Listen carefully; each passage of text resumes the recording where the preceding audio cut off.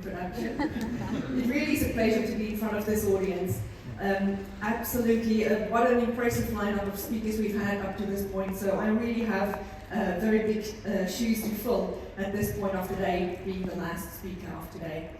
Now there was really a golden thread today throughout all these speakers, and many of them touched on cost of production, which has been my homework for today, the actual cost of production.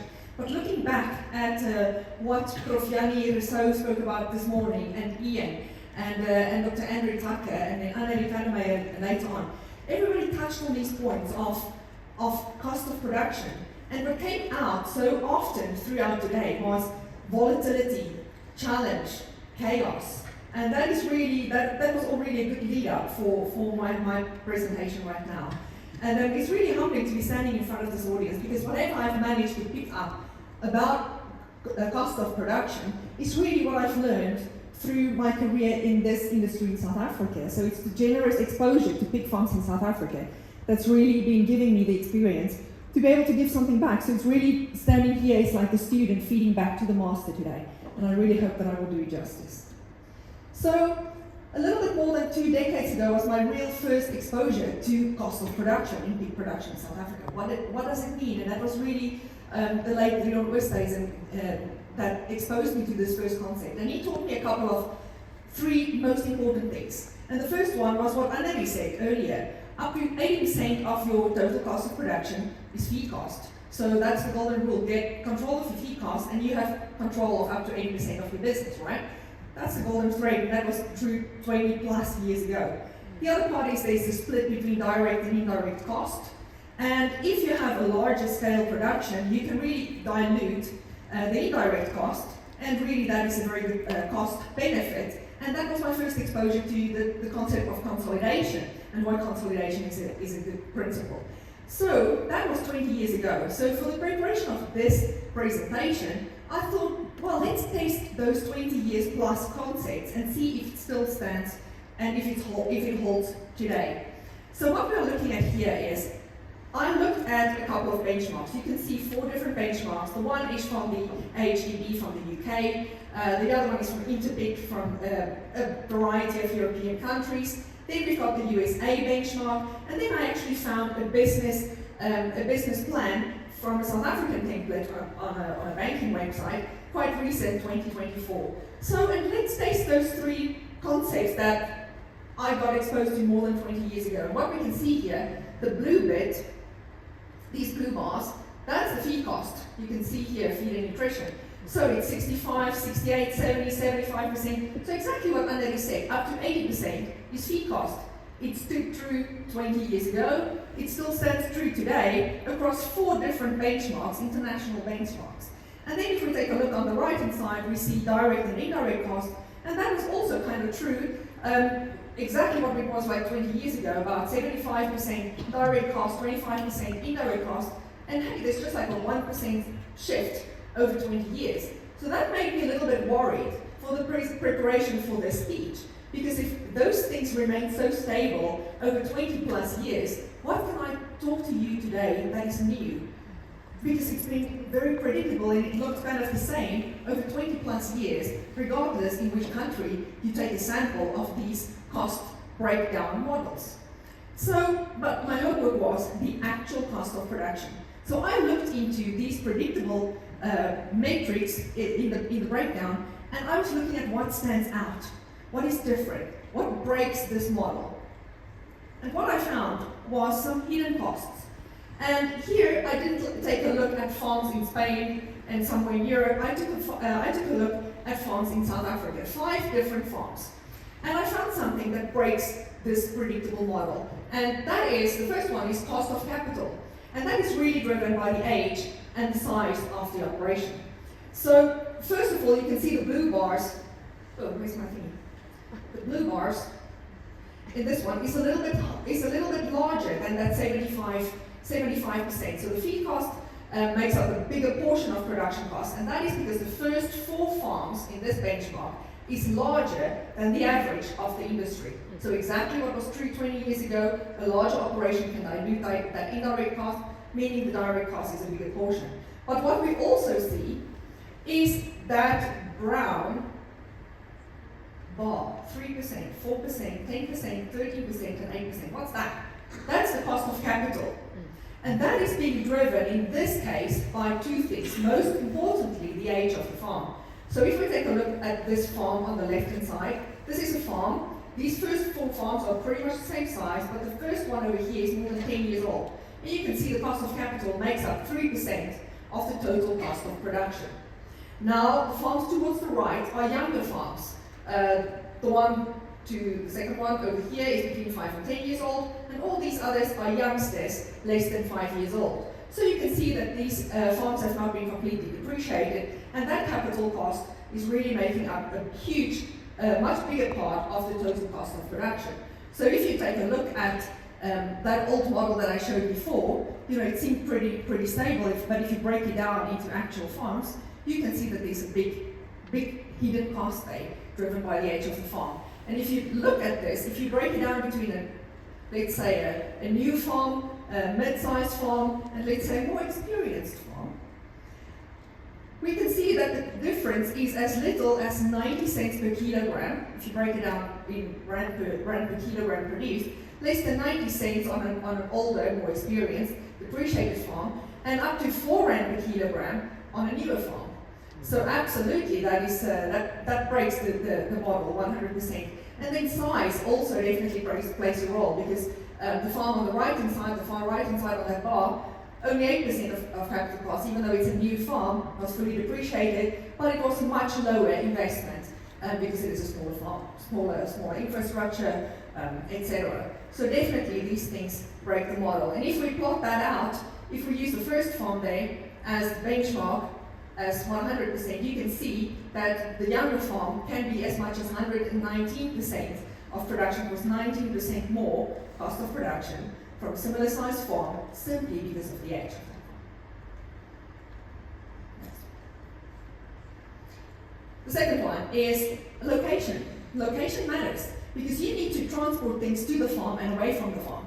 You need to bring feed to the farm, you need to take pigs away from the farm, and that transport cost differs depending on where that farm is located. Now, if you take a look at the impact of feed conversion ratio, you will have to do, let's say, more or less 3%, depending on the genetics you use, three times more feed coming into your farm compared to the amount of meat that will leave your farm, right? So if you have to choose what you want to transport, choose the one that is lower, right? Of course. So the principle there is don't transport feed if you can have a choice. Build your farm closer to where the feed is and the commodities are, and save on transport costs. And in this case, we can see here between these three different farms, just based on location, it can be as little as 50 cents per kilogram transport cost overall, up to 1.15 rand. Same kinds of farms, just the location differs and what they are and the transport cost. So if we take a look at South Africa, where things are produced, because we say that transport cost is a hidden cost and location matters. Thanks to the World of Pork website, I found this distribution of Pork 360 abattoirs in the country over here. And here is a breakdown of the percentage of sows. Those are the orange bars. The green is where the maize is being produced, and the purple is the percentage of slaughter in 2024. So looking at the 2080 principle, if we want to see where 80% of the sows are situated, let's say 86% of the sows are situated in these 6 provinces. I didn't know since I left that there's a 10th province. It's called unspecified. I cannot wait to go and visit. But 6 provinces in South Africa house 86% of the sows. And that is where 79% of the slaughter happens. So that looks really great. 80% of the sows, a little bit, and let's say 80% of the slaughter happens in these 6 consolidated provinces. That's great. Well done, South Africa. You listened. Yet, it gives no indication of the movement between provinces and slaughter facilities. So yes, in this graph, an animal can be produced, the sow can be in Mpumalanga, but being slaughtered in Gauteng. And we do not see how trucks are moving past each other, delivering pigs from farm to abattoir. And yet, less, we have no visibility in the movement of carcasses, let alone value-added products that pass each other on the M1 from north to south and vice versa. So there's definitely some optimization opportunity in this industry, and you're not alone. This happens all over the world, where transport adds some hidden cost. If we take a look at maize production, that's the other side of the coin, we can see here the distribution of maize, up here where we all know the maize is being grown, and here it's a little bit more of an imbalance. Here, 3 provinces make up 83% of where the maize is being produced. But that 83% in these provinces, North West, Mpumalanga and Free State, only house about 30% of the sows and only 17% of the slaughter capacity. So that means that there is a great deal of maize being carted around the country, and maybe some opportunity to optimize transport costs. Now, I only have 20 minutes, so we're not going to dig into that further, but I'm just leaving that thought there. There is some room for optimization. Now, here is where Dr. Andrew Tucker really did a fantastic job on showing that ratio between the producer price and the maize price ratio, showing that there are basically 2 kinds of drivers or disruptors that can impact either your cost of production or the impact on the meat price, and they can be both equally lethal and equally deadly to your bottom line. So Alteli Ligthelm really showed that nice graph of breaking news with all the things that she showed there that disrupts the price. And Andrew, you talk about listeriosis and showing that price drop. That is really what happens here on the left-hand side, the impact on the meat price. Listeriosis is one word, and you will all remember what happened at that time. Supply and demand, borders closing, all the things that happen in the news have an impact on the meat price. And yes, that's external. You can do very little about that where you sit on your farm, but it can really destroy the bottom line. On the other hand, we have disruption that can happen that impacts your input cost, your maize price. And that is something that maybe is not on that slide that Alteli showed with the breaking news, because that could be a drought in Brazil that can impact your cost of production. But on the news, it will not say, hey, this is what happens, and it's going to have an impact on pig producers in South Africa. So you have to connect those dots, but they can both be equally potent. So let's do a case study on some of these things that can impact our input cost. For instance, electricity. If you look at this graph, you will see this tiny little green bars. It's one of the smallest things on these graphs, and that is the cost of electricity. And what are we looking at here? The 4 international benchmarks plus 5 farms in South Africa. And you can see it really ranges between 2% and 4% of total production cost is utility and electricity. So do we sit in the boardroom every day talking about the impact of electricity cost on our cost of production? No, because it's 2% to 4%. It's pretty stable. And if you take this over different years, you will see the same trend. So we would much rather focus on the blue bars, the feed cost. Those are the big drivers. So we sit back until the lights go out. What happened? I think it's now soon enough we can start talking about load shedding. You are all over the trauma. So I'm talking about this. What happens? The first thing you do is you go buy a generator. But you have to go on a waiting list and you pay a premium because everybody's doing it, right? So you overpay for that. And then you have to put diesel in. When did load shedding happen and when was it the worst? It was the final quarter of 2013 and the first quarter of 2023 and 2024. You can see that is exactly when diesel was at a peak. So you were putting in premium price diesel, running those generators just to get through that crisis. So everybody decided, no, that's not worth it. We've got to put in some renewable energies. And you worked out your return on investment based on that high diesel cost and based on the high cost that you purchased those generators with. You did all of that, and then load shedding stopped. You still carry that cost. Let alone all the hidden costs that were not measured. How many of you have had cancelled loads because of load shedding, reduced slaughter capacity? So you had to keep the pigs longer on the farm, increased feed costs, overstocking issues, labor issues, etc., etc. Those were all the secondary effects of load shedding. Where was all of that allocated to? That diesel, was that really allocated to the pig farm? Or was it also going to the tractor? Was it really measured? So that is just one case, electricity, and how that disrupted our cost modeling. Electricity is one. What about COVID? What about geopolitical issues? What about climate change? What about disruption in trade wars? What about Trump opening his mouth? All of that can have a much higher impact than just load shedding. And this morning, Prof. Yanni Rousseau spoke about TINA. There is no alternative. And that's a South African thing, because we are plan markers, right? There is no alternative. We've got to find a solution. Ian said this morning, we will not use excuses for not having control of our cost of production. We will find a solution, we will make a plan, we will work through that. In this case, this is a concept called VUCA, an acronym coined by the US military right after the Cold War, when everything was chaotic. All the previous prediction models didn't work out.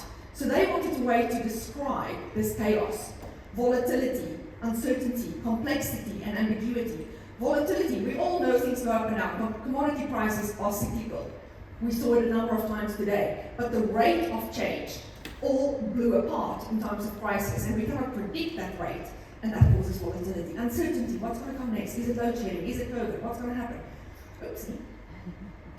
Complexity, it's not only one thing a causing problem. Many times there are more than one thing, and they are interrelated. To describe that is the complexity. And ambiguity, you ask 5 different experts and you will get 5 different opinions. But we don't have to be scared about this, because we are here today to talk about challenging paradigms. So this VUCA is simply there to describe a point of chaos. But we are plan markers, we are South Africans. So we can take this VUCA concept and we can turn it around. And we can say, we can shield our business. We can put in vision to counter volatility. We can put in understanding to counter uncertainty. We can take clarity and counter complexity, and we can take agility and counter ambiguity. How do we do that? Vision. Andrew, you said something really cool this morning, and I wrote it down. You said you can't do tomorrow what you did today, or what you did yesterday, or what you did today. And that's absolutely true. If you have the same KPIs on your farm year in and year out, you measure the same things, and you have kind of the same targets, you are not setting your farm up for the farm of tomorrow. You are not future-proofing your farm. You don't have vision. So you need to decide what your farm needs to look like in the future. What are your sustainability goals? Do I have KPIs ready to measure my farm today to be ready for my sustainability goals in the future? Have a long-term plan, have a purpose, have clarity, and have direction. And it's not only at the top level. Everybody throughout the organization need to have that absolute vision. Have those KPIs and measure them. Use of predictive analysis. Who of you have watched that demo from Elon Musk on Grok 4? That is mind-bending. How accurate predictive tools are becoming these days. We don't have to live in this super volatile, uncertain world. There are fantastic tools to show us a little bit, with a little bit more accuracy, what the future may hold, and some knock-on effects if we see things happen in the world. These things are available. Understanding, now that you've got this visionary KPIs, you've got to monitor them. You have to have an early warning alarm system go off as soon as those KPIs are not being met, or as soon as the trend is moving towards showing that that KPI is not going to be met. You have to know the operating environment, understand what's going on in the world around you.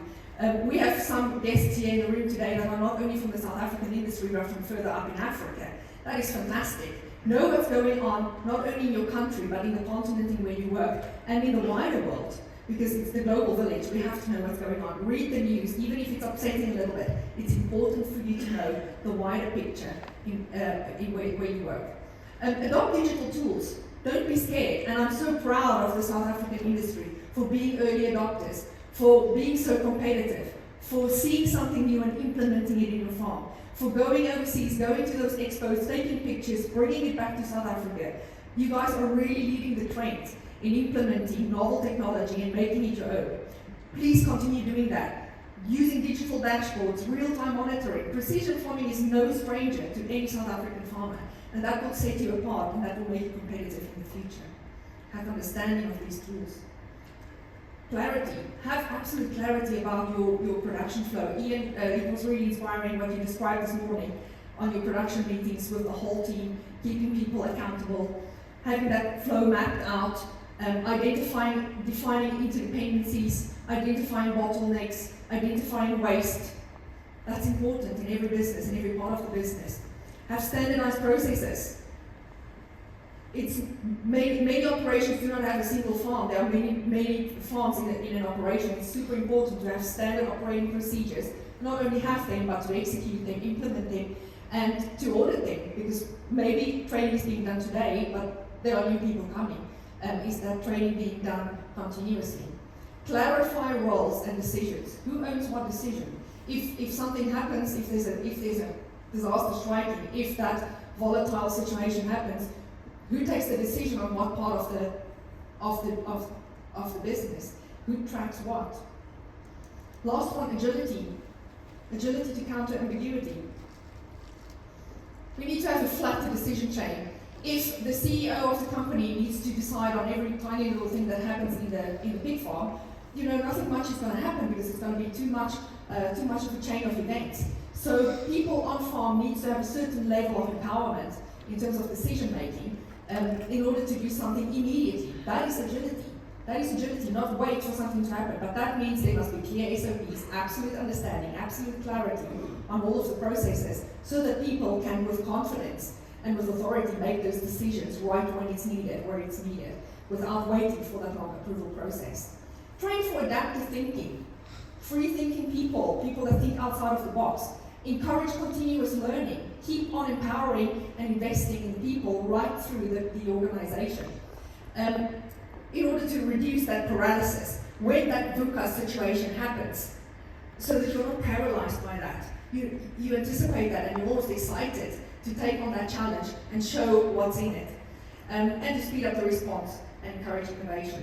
Perform what-if scenario planning.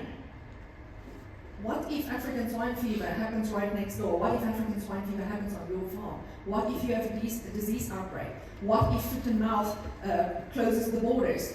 What if? Work through those scenarios so that you can anticipate them, and when that happens, you can just press the green button and move into action. So we don't have to be scared of a VUCA situation.